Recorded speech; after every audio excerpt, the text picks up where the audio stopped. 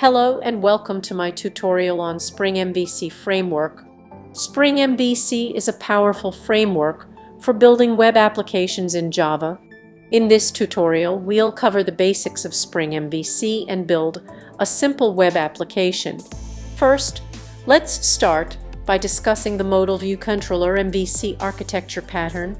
MVC separates an application into three main components: model, view, and controller.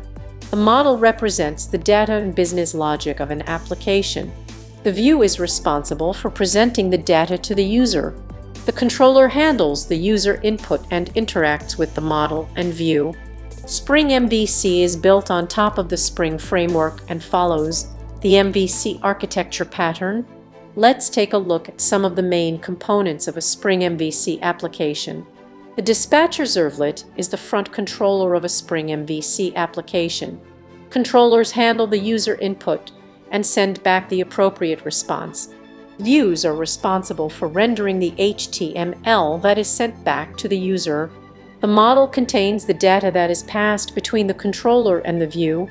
Now that we've covered the basics of Spring MVC, let's build a simple web application. Thanks for watching and happy coding!